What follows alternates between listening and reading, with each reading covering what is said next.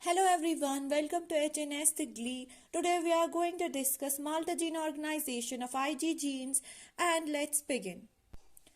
With the availability of cloning and sequencing, greater complexity was revealed than had been predicted by Dreyer and the Bennett.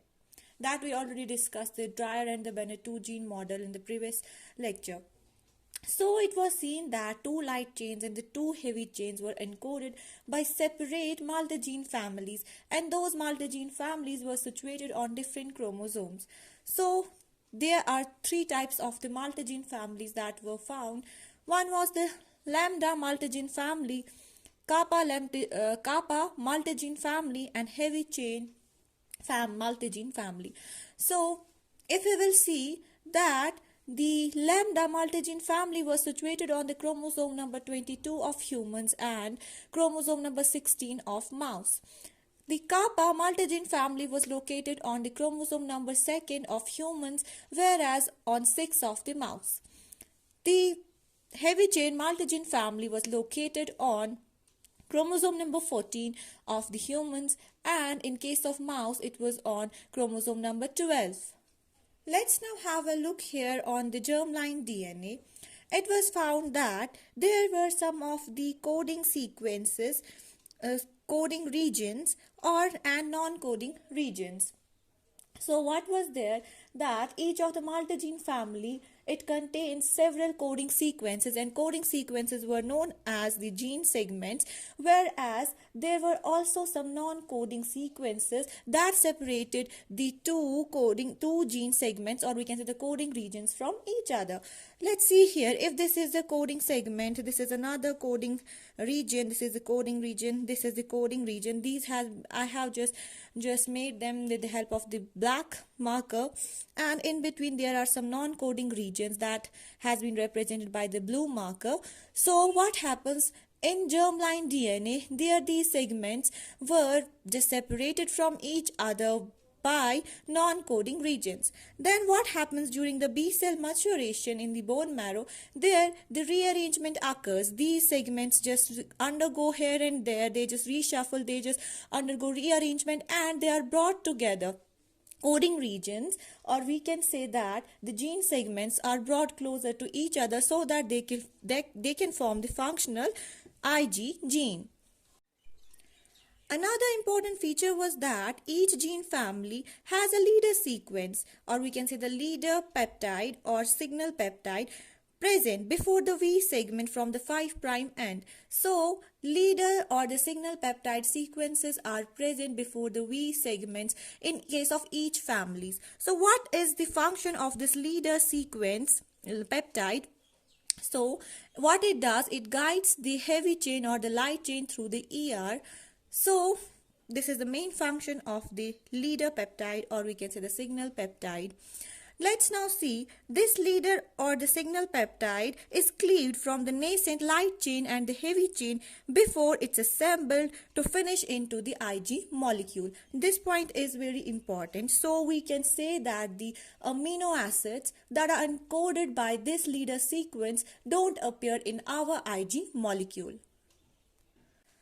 We will now discuss some distinct features of the multigene family. We know we have three types of the families, that's the Lambda, Kappa, heavy chain multigene family. So let's discuss some of the features. In case of the light chain multigene family, there we know we have the Kappa multigene family and the Lambda multigene family. In both these families, we found that there were three types of segments present, V, J and C. And it was found that V and J were only responsible for encoding the variable region, whereas the C segment was responsible for coding the C region.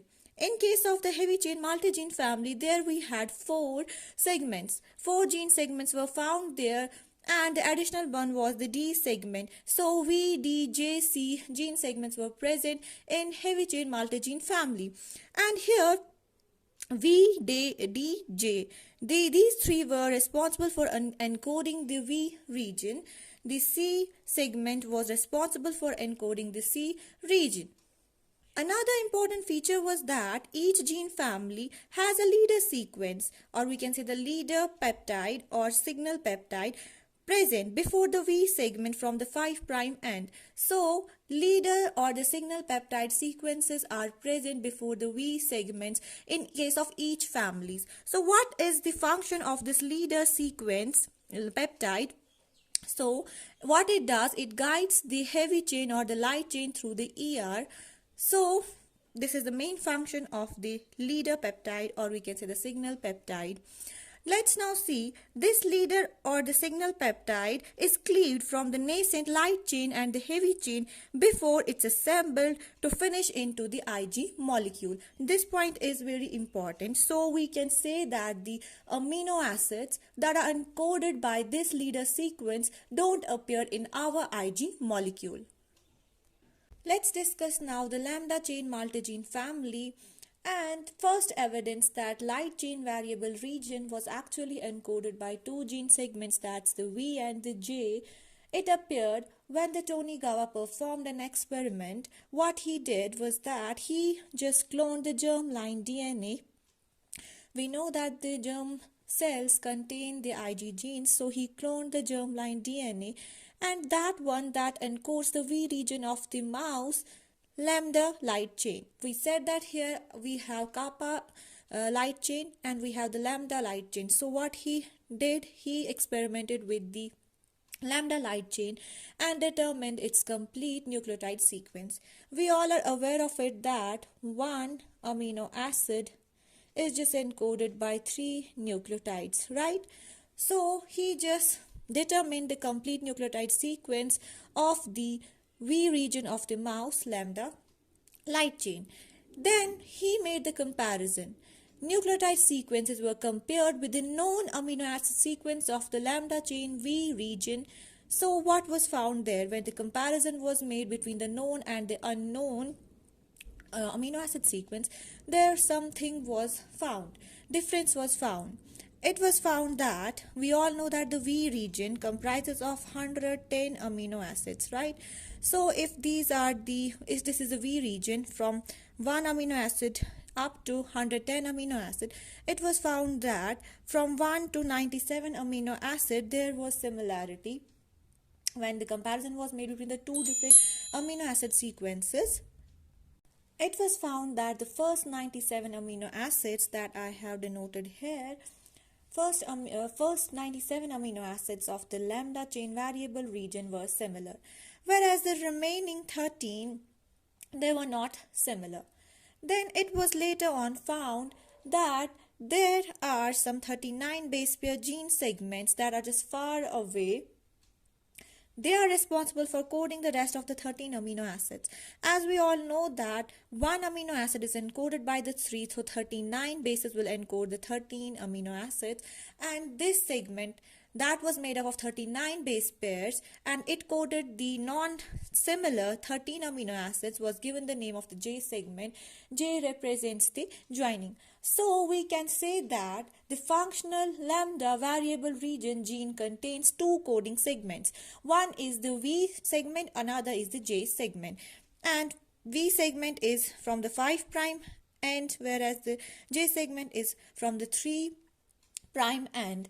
And these are just separated by non-coding DNA sequences that are unarranged in case of the germline DNA. Some pseudogenes are also present there. So what is a pseudogene? It is a defective gene that is incapable of encoding the proteins. So some pseudogenes are also there. Let's now discuss how many number of the segments are present in case of the mouse germline DNA and the human germline DNA. In case of the mouse germline DNA, there we have 3V lambda, 4J lambda, 4C lambda gene segments present. But please note down here that 4 out of 4 J lambda, there is one pseudogene segment also present, that's J lambda 4. We know that V and J are only responsible for encoding the V region. If we want to find the possibilities of how many combinations are required, we can just multiply these both. If here are V 3 segments and J 4 segments, then when we will just multiply them, we will get the 12 combinations in total. Now let's come to the humans. There are 31V lambda, 4J lambda and 7C lambda are present, and many zero genes are there also. If we will check the combination again, we will multiply 31 into 4, that's 124 combinations are there. Now let's discuss the another family. Let's now discuss the K-chain multigene family, and here we will just make the comparison between the mouse and the humans. So in case of the mouse, there are 85 VK, 5 JK and 1 CK gene segments are present. In case of the 5 JK gene segments, one of them is a pseudo gene. Here we know that only one constant gene segment is responsible for making the constant region, so there will be no further subtypes of K light chain. Now let's see the humans. In case of the humans, there 40 VK gene segments, 5 JK gene segments and 1 CK gene segments.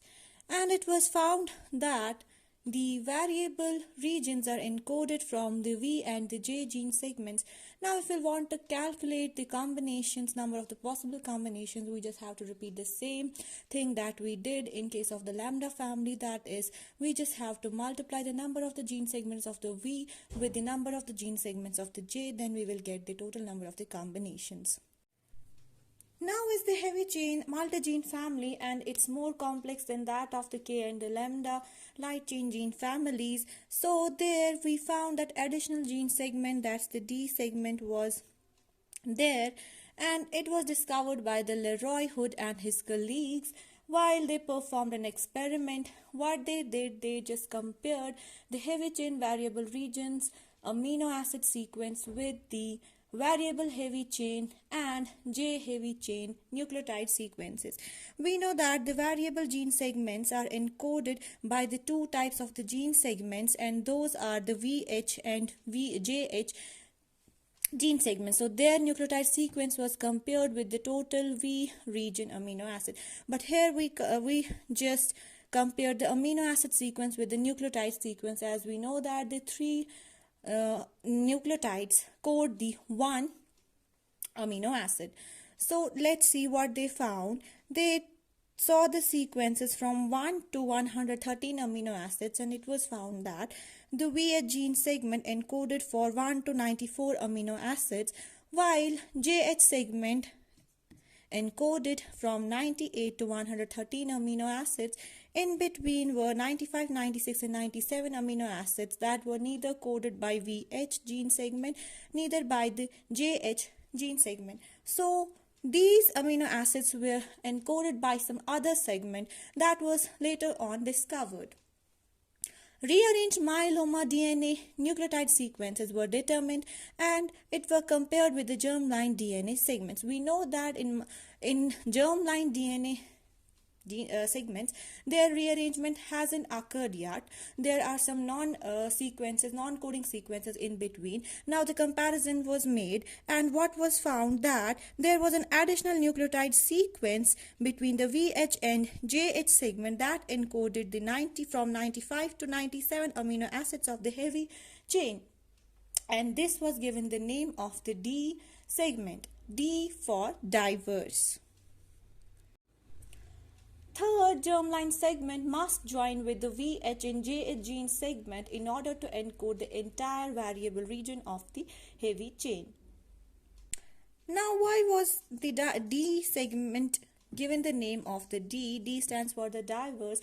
The reason behind it was that the D segment encoded amino acids that were within the third complementary determining region, and we know that CDRs are very important in order to create the unique amino acid sequences that are responsible for producing the specificity of the antibodies. So the contribution to the antibody diversity is due to the D segment, hence the name diverse stands for it. Let's now see how many gene segments are present in case of the humans. We are talking about the heavy chain family. So 51 VH gene segments are present, 27 DH gene segments, 6 JH gene segments, and a series of CH gene segments. We will now see the location where which type of the segment is present. So VH gene segment is located upstream from the DH segment. It's present from upstream from the DH segment. If I will talk about the JH segment, it's present downstream to the DHJ, whereas JH gene segment is followed by the series of the CH gene segments. Conservation of important biological effector functions of antibodies is maintained by a limited number of heavy chain constant region genes. Please note this down, that the heavy chain constant region genes are responsible for the conservation of the effector functions of antibodies. We will now see that in case of the humans and mice, CH gene segments are arranged sequentially in the order. So this is the order how these are arranged. How CH genes are arranged, we know that we have different constant heavy chain regions, and according to that we have the different classes of the antibodies. Now we are here seeing the sequence how they are arranged, and it is first is the C mu, then is the C delta, then is the C gamma, then C epsilon, and the C alpha. Thank you for watching. In our next lecture, we will be talking about the mechanism, how the recombination, or we can say the rearrangement of the segments occur in order to form the functional antibody. Thank you.